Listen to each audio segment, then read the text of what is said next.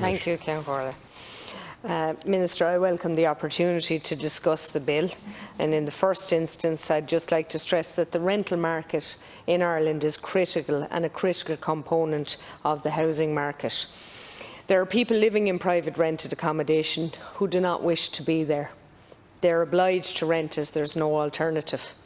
There are individuals who are eligible for social housing who are in private rented accommodation temporarily whilst they wait for that social housing to be provided.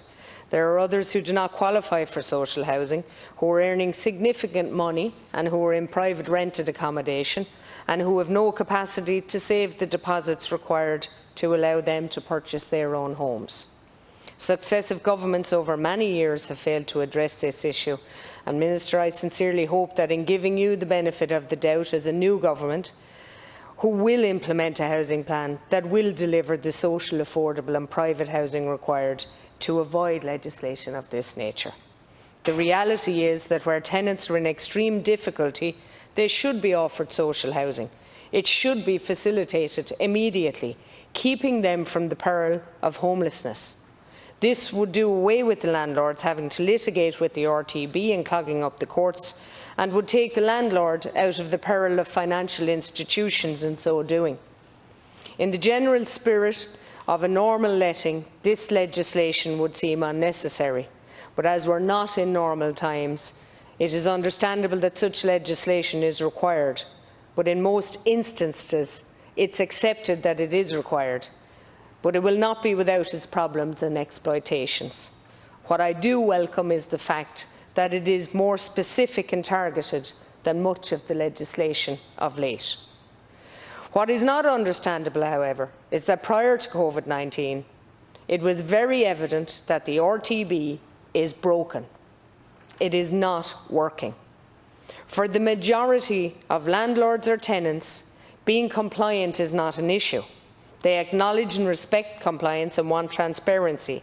Landlords, indeed, believe that landlords need to be held responsible. For many, their reputation is important to them. In the same way that tenants respect their rented accommodation as they would if they owned it, but often endure tenant neighbours who do not live or wish to live in harmony. Many good people, tenants and landlords, do what they are supposed to do and make a call if there is a problem or simply call in. I've even known landlords to drop in for the tea and treat tenants as they would family, and so on. They're not all rogues or faceless corporations. I want to raise an issue that, if not addressed, may well see the rental market only contain faceless corporations. I want to address the issue of the significant inequity of timelines in cases dealt with by the RTB. I have constant complaints that cases are taking an inordinate amount of time, whatever the issue, be it on behalf of the landlord or the tenant. Decisions made by the RTB are regarded as ridiculous, and court orders, it appears, are unenforceable because of a wording issue. This issue is one I believe you are already aware of, Minister. As a public representative, I find it impossible to get in touch with the RTB, and I will be writing to you, Minister, in that regard, as it is extremely frustrating for many constituents in Wexford. I have constituents in abundance who have raised queries about the delay by the RTB in hearing cases, being told an adjudicator is unavailable, and some have raised issues about equity and impartiality. There needs to be a register of tenants and landlords who breach or default on contractual obligations. There must be mandatory disclosure of a conviction for antisocial behaviour by a prospective tenant to a landlord. Details and findings of all RTB mediations or hearings should be published, with the in-camera rule applied to protect identities but allow transparency and consistency.